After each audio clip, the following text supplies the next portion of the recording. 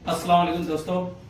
आज की क्लास बहुत ज़्यादा इंपॉर्टेंट होने वाली है, क्योंकि इसमें हम आपको बताए जा रहे हैं सिस्टम हार्डवेयर के बारे में। थोड़ा सा इंफॉर्मेशन होगी। हार्डवेयर मतलब peripheral device. Peripheral device is called mouse, keyboard, monitor, webcam is a peripheral device. बात करेंगे इसमें इंटरनल डिवाइस के बारे में। तो आपके सामने ये सीपीयू आया, यही आपका सीपीयू होता है, सिस्टम यूनिट होता है, जो कि आपका इससे कनेक्ट होता है मॉनिटर से। ठीक है, तो ये जो पोर्शन होता है, ये बैक साइड का जो पोर्शन होता है, इसको बोलते हैं हम लोग बैक पैनल। इसको बोलते हैं बैक पैनल। और जो ये फ्रंट साइड पे होता है, ये आपका होता है front panel. Front panel, back panel, और ये जो पोर्शन होता है, ये होता है इंटरनल हार्डवेयर कंपोनेंट्स। राइट, ये जो बॉडी है इसको बोलते हैं हम लोग कैबिनेट। और इस बॉडी के अलावा ये जो पोर्शन दिखता है इसको बोलते हैं SMPS, switch mode power supply.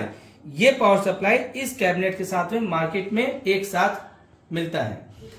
आप इस SMPS को बैक साइड से यहाँ पे देख पा रहे होंगे कि यही पोर्शन आपको दिखता है, जिसको आप पावर सप्लाई से पावर कनेक्ट करते हैं।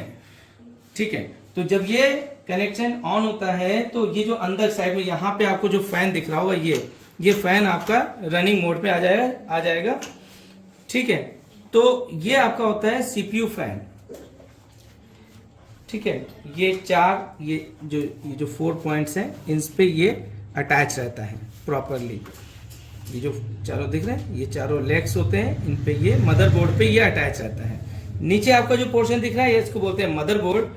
और इस मदरबोर्ड के पास में ये आपको दिख रहा है, सबसे लॉन्गेस्ट स्लॉट दिख रहा है।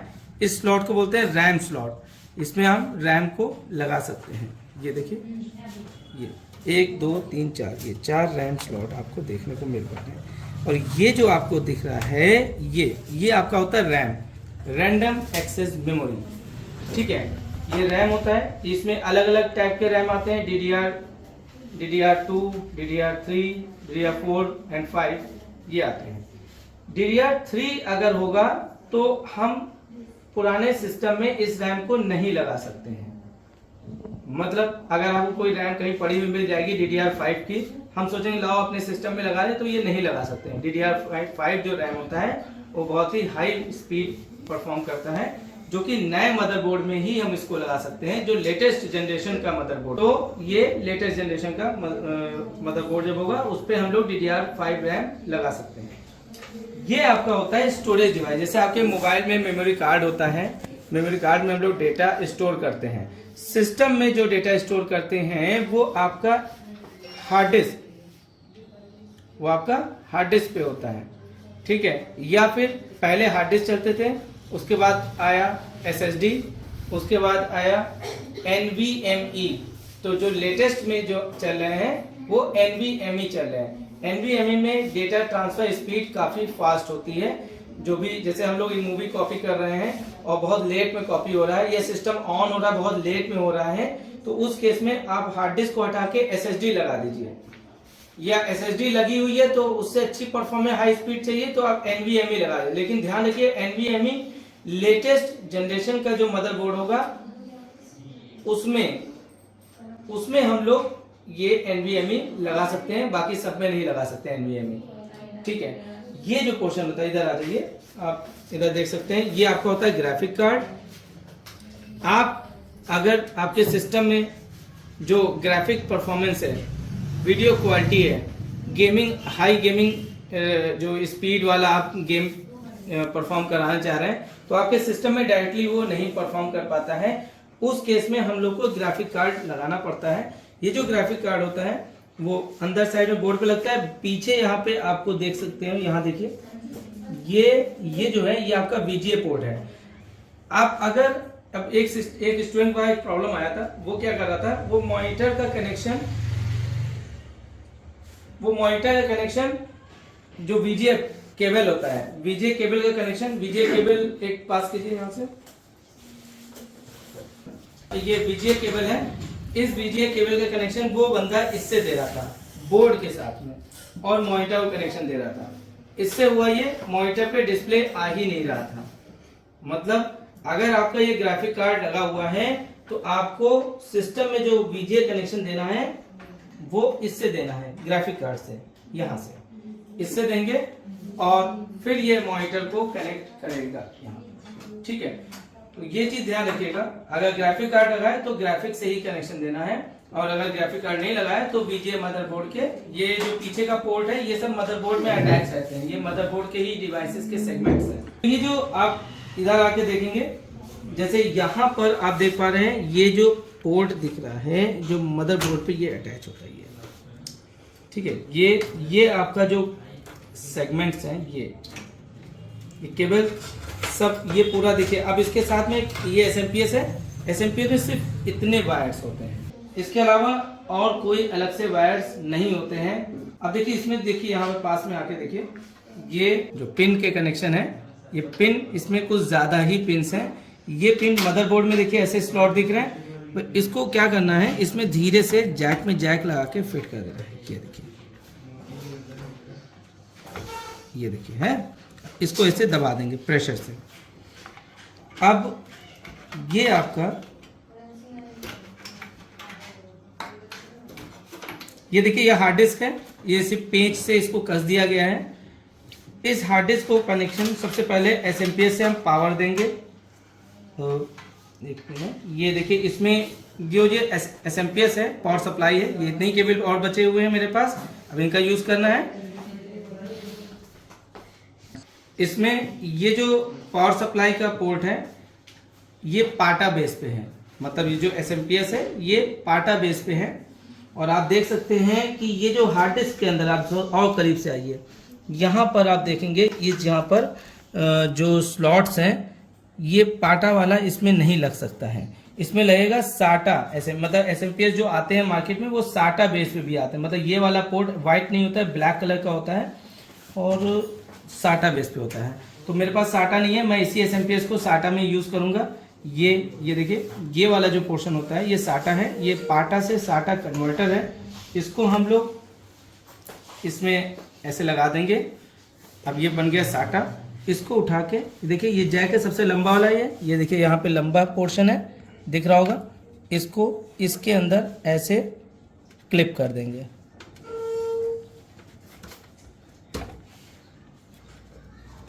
इस तरीके से। इसके बाद एक और कनेक्शन इसमें देंगे डेटा केबल का। तो ये आपका साटा डेटा केबल है, इस साटा डेटा केबल को इसमें लगा देंगे और उसका एक कनेक्शन हम लोग मदरबोर्ड से दे देते हैं। मतलब ये जो केबल है, ये देखिए ये मैंने इसमें लगाया, इसका एक कनेक्शन इसके मदरबोर्ड से यहाँ पर ऐसे दे देना होता है। ये देखिए, तो आप देख सकते हैं ये हार्ड डिस्क को भी, जो आपकी हार्ड डिस्क है, इस हार्ड डिस्क को भी कनेक्शन इसमें दे दिया गया है। अगर ये SSD होता, एक मिनट में SSD थोड़ा सा देखो। अब जैसे आप देख सकते हैं ये आपका हार्ड डिस्क, ये लैपटॉप की हार्ड डिस्क है, इसी टाइप की SSD भी आती है मार्केट में। ये लैपटॉप की हार्ड डिस्क है, इसके अंदर भी देखिए बिल्कुल वैसे ही स्लॉट दे रखे। इसमें भी हम, तो इसको भी हम इसी तरीके से कनेक्शन इसमें भी देंगे। जैसे कि ये देखो, ये देखिए, ये आपको बहुत ही क्लियरली दिख पा रहा होगा, ये जिधर से लगना है लगेगा उसी साइड से। मतलब अगर इसको घुमा के ऐसे लगाएंगे, अब ये इधर से लगा रहे हैं तो लग जा रहा है, अगर इसको घुमा के लगाएंगे तो उधर नहीं लगेगा, जिधर से लगना है लगेगा उसी साइड से। अब जैसे डेटा केबल है, डेटा केबल को भी ये देखिए इधर से लगा रहे, नहीं लग रहा है, ठीक है। तो ये हमने इसको कनेक्ट कर दिया। अब आप समझ सकते हैं खुद भी कि एक सिस्टम में जो सबसे ज्यादा रोल होता है वो SMPS का होता है, प्रोसेसर का होता है। जो प्रोसेसर मदरबोर्ड पे ही रहता है। यहाँ पे आप इधर आके देखिए, ये जो आपको दिख रहा है ये कूलिंग फैन है, ये जो पूरा सिस्टम है, इसके नीचे मदरबोर्ड, वो आपको दिख रहा है ये मदरबोर्ड है। मदरबोर्ड में यहाँ पे आपको ये CPU फैन दिख रहा है। CPU फैन क्यों बोलते हैं? क्योंकि इसके नीचे CPU लगा हुआ है, क्योंकि इसके नीचे CPU लगा हुआ है। चलिए इसको देखते हैं कहाँ लगा हुआ है ये। इसको यहाँ से इसको घुमाना पड़ता है, ठीक है। ये थोड़ा सा इसको, इसमें एरो बने होते हैं, इसको इधर से इसे घुमाने होते हैं।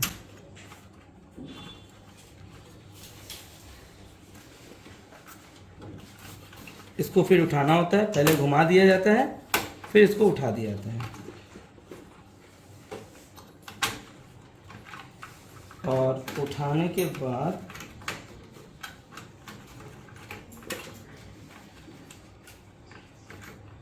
बहुत ही आराम से इसको उठाना पड़ता है। ये देखिए इस तरीके से ये उठ गया। ये इसका कनेक्शन निकाल दिया हम लोगों ने। और ये है आपका सीपीयू फैन। ये आपका सीपीयू फैन है। इसमें आप इधर आ जाइए, देखिए ये आपका लगा है, ये आपका लगा हुआ है प्रोसेसर। ये आपका लीफ होती है, इसको हम लोग थोड़ा सा उठा देते हैं और इसको निकालते हैं। इधर से नहीं निकालेंगे, इधर से ऐसे निकाला जाएगा। धीरे से उठाएंगे बिल्कुल। और ये देख सकते हैं, ये है आपका processor, is a brain of computer. इसी को बोलते हैं हम लोग सीपीयू, ठीक है। बहुत आराम से इसमें देख रहे हैं, गौर से देखिए, यहाँ पर ये नॉच है। तो सीपीयू में भी कुछ इसी टाइप का नॉच दिखेगा। यहाँ पर ये कैबिनेट है, यहाँ पर सीपीयू का जो केसिंग है जिसके अंदर सीपीयू को बैठाया जाता है, तो आप देखेंगे कुछ इसी टाइप का होगा। इसको हम ऐसे लगा देंगे, ठीक। ये नॉच में आराम से फिट हो गया है। इसको अब गिराएंगे और इस लीफ को ऐसे करके हल्का सा पीछे करके तब ऐसे दबा देंगे, ठीक है। ये भी मैं अलग कर चुका हूँ। और यहाँ पे ये आपका रैम का स्लॉट है, जो मैं आपको पहले बता चुका हूँ। सबसे पहले तो यही बताया था। ये रैम इसमें भी होता है, देखिए एक तरफ कम है, एक तरफ इसकी लेंथ ज़्यादा है, बीच में ये नॉच है। तो आप यहाँ पे देख सकते हैं, इस तरफ कम है, इस तरफ ज़्यादा है। इस तरीके से इसमें लगाएंगे, जिधर ये स्लॉट लगने का होगा लगेगा वहीं पे ही। ये इधर करेंगे तो देखिए इधर नहीं आ रहा है। इसमें देखेंगे ये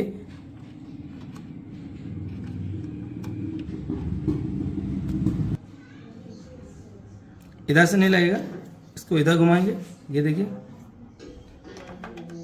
ये देखिए। जब इसको दोनों हाथ से दबाएंगे, इसको लगाने का तरीका क्या है, इसको ऐसे लगाने के बाद दोनों हाथ से आवाज़ आई, तो जब इसको प्रेशर से दबाएंगे तो ये लॉक ऑटोमेटिक हो जाएगा। ये इसका तरीका होता है। अच्छा, यहाँ पे आप गौर से देखिए, इधर आइए। ये इसको बोलते हैं CMOS battery, complementary metal oxide semiconductor. ये आपका एक सेल होता है जो date and time and BIOS की जो सेटिंग होती है उसको सेव रखता है, अपडेट रखता है।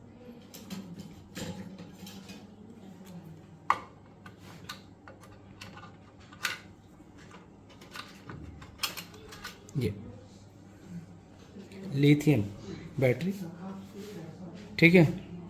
देख सकते हैं, ये मार्केट में बहुत सस्ती मिलती है, लेकिन इसका यूज़ बहुत ज़्यादा होता है। तो आपके सिस्टम में डेट एंड टाइम बार बार चेंज हो जाता है। बायो सेटिंग अभी कभी कभी आप चेंज करते हैं, first boot drive hard disk लगाते हैं, या first boot drive memory card लगाते हैं, या पेन ड्राइव लगाते हैं, बाद में बूट सेटिंग चेंज करते हैं, फिर जब सेव करते हैं फिर ऑटोमेटिक ये चेंज हो जाता है। या डेट एंड टाइम आपने जो भी सेट किया बार बार ये चेंज हो रहा है, इसका मतलब आपकी बैटरी डिस्चार्ज खराब हो चुकी है।